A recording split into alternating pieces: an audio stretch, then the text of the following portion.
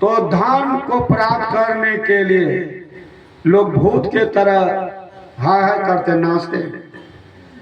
यदि अपार धन संपत्ति हो गई तो अब उस धन संपत्ति को चलाने के लिए भी दिन रात भूत के तरह लोग नाचते हैं।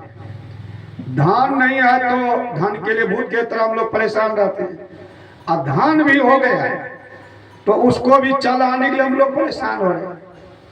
सब आदमी चाहते हैं धन। यदि आपको 10-20 करोड़ रुपया दे तो आप क्या करेंगे? उस रुपया कैसे चले? उसको चलाने के लिए भी ब्रेन चाहिए, दिमाग चाहिए।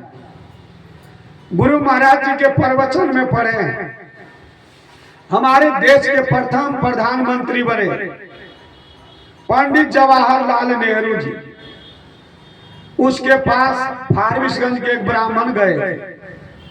उस ब्राह्मण के पास में बहुत अच्छी जमीन थी, बटाईदारे पर लगा दिए थे। बटाईदार लोग जो है वे लोग दमन ठहरे, उनके सभी धन को संपत्ति को हड़प ली। तो वे हर एक जगह पंचायत बैठाए, कहीं डिसीजन उनके पक्ष में नहीं हुआ, निर्णय नहीं हुआ।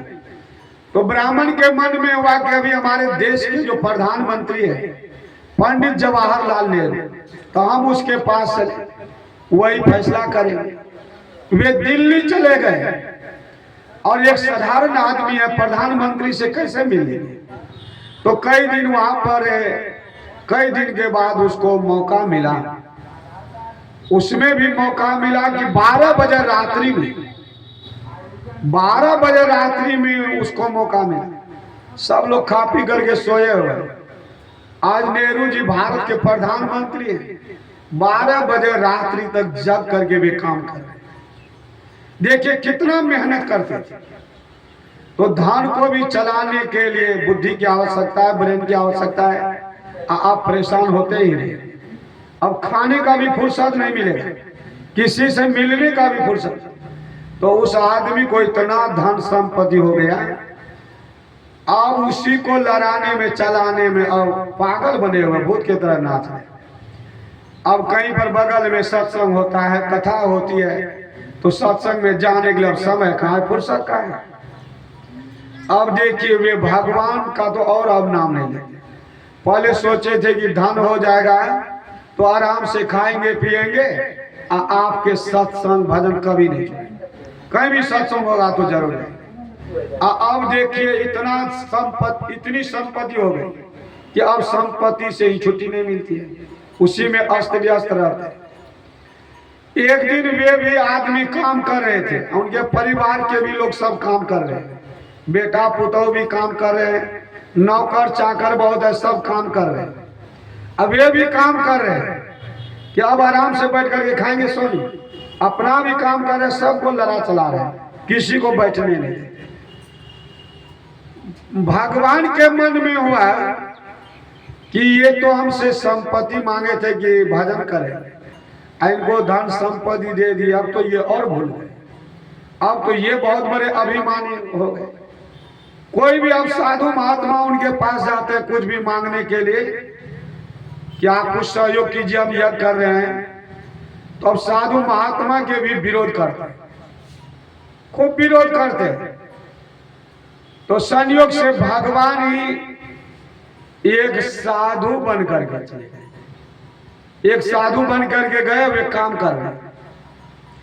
तो इधर से कहते हैं कि सेठ जी अरे कितना काम धंधा करेंगे, कोई धन संपत्ति की तो कमी नहीं है, इतने आपके परिवार में लोग हैं, सारे लोग काम कर रहे हैं, इतने नौकर चाकर सब काम कर रहे हैं। अरे सेठ जी आप भी तो अपना उद्धार के लिए भजन कीजिए, अभी तो भगवान का भजन कीजिए, अब तो समय तो चौथेपन में आप प्रवेश कर गए। तो उधर से वे कह देगा आप कौन आदमी है इतना बकवास कर रहे हैं, हम आपके जैसे थोड़े फालतू आदमी हैं, आप लोग तो महात्मा बन गए, इधर उधर घूमते फिरते रहते, यही आप लोगों का धंधा है, हमको कोई काम धंधा नहीं है, जगह जमीन नहीं है, संपत्ति नहीं किसी तरह से घूमेंगे। तो साधु बाबा कहते हैं, भगवान गए साधु बन, कहते हैं कि देखिए अरे बहुत अनमोल जीवन मिला है, भगवान का भजन कीजिए, अब कौन गारंटी। तो उधर से कहे बाबा महाराज, आप ये प्रवचन सुनाने के लिए आए हैं, हमको ये प्रवचन सुनने का फुर्सत है, छुट्टी है कि आप हमको सुना रहे हैं? हमारे पास में इतना काम धंधा है कि हमको छुट्टी नहीं मिलती। आपको जो भी लेना देना हो, जो भी मांगना हो, आप हमसे मांग लीजिए, आप हमारे दरवाजे को खाली कीजिए, काहे आप डिस्टर्ब कर रहे हैं। अब भगवान फिर बढ़ चढ़ करके उनको सुना रहे हैं कि अब जीवन तो अनमोल है, क्षण भंगुर है। अरे भगवान का भजन सुमरन कीजिए, हम आपसे ये मांगने के लिए नहीं आए हैं, आपको सुनाने के लिए आए भगवान का भजन कीजिए। और वे सेठ जी के मन में हुआ कि ये बहुत बड़ा बकवास कर रहा है, साधु है कि क्या है, बकवास कर रहे हैं। अपने वे नौकर चाकर से कह दे इस साधु को दो गर्दनियां दो गलता मारो, दरवाजे से बाहर करो जल्दी इसको। अब ये मालिक ही है कह दिए नौकर को।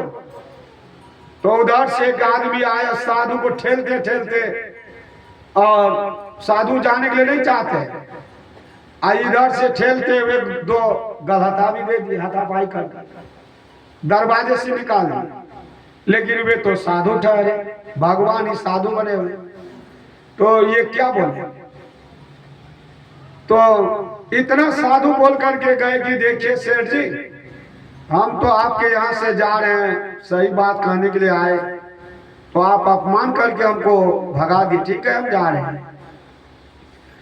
इधर से ये चले गए, साधु बाबा निकल गए, भगवान फिर अपने रूप में आ गए। उनको रूप बदलने में क्या लेते, भगवान के मन में हुआ कि कितना बड़ा यह अहंकारी बन गया है। एक तो मनुष्य का शरीर दिए, धन संपत्ति नहीं थी, सब कुछ दिए, ये धन को पा करके अभिमानी हो गया है, अहंकारी बन गया। वे क्या करते हैं, तो धार से वे एक बहुत बड़े सेठ जी बन गए। अब भगवान एक बहुत बड़े सेठ बन गए। आज इधर ये जो पुराने सेठ जो है, असली सेठ जो है, और काम करते करते तो बहुत समय बीत गए। अब ये अपने बेटा पुतों से, नौकर चाकर से कहते देखो तुम लोग काम धंधा करो, अब हमको भूख लग गई, हम जा रहे हैं, स्नान करेंगे, भोजन करेंगे, तब काम करेंगे। तो बगल में ही उनके घर के सामने में एक नदी बहती, अपना लोटा, धोती, गंजी, कुर्ता जो भी था अपने हाथ में लिए और चले गए उस नदी में स्नान करने। ये गए उधर नदी में स्नान करने के, और उधर से भगवान जो है एक सेठ जी बनकर गया है। जैसे ये सेठ जी थे, सेम टू सेम हूबहू उसी तरह के रूप बना लिए। अब वे आ गए अपने दरवाजे पर कुर्सी लगा करके बैठे हुए, इधर जो उनका बेटा पुतहु पोता पोती नौकर चाकर है, उन लोगों को कुछ भी मालूम नहीं कि ये कौन है। सब आदमी देख रहे कि हम हमारे मालिक है, बाबूजी है बैठे, वो बाबू उसी के जैसे बन गए, जैसा उनका चेहरा मोहरा रंग रूप है उसी तरह के बन करके आ गए बैठे।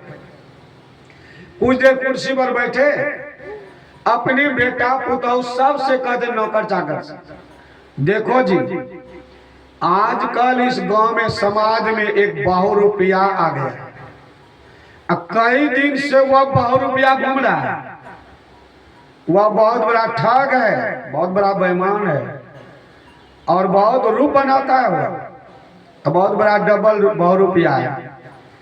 तो देखो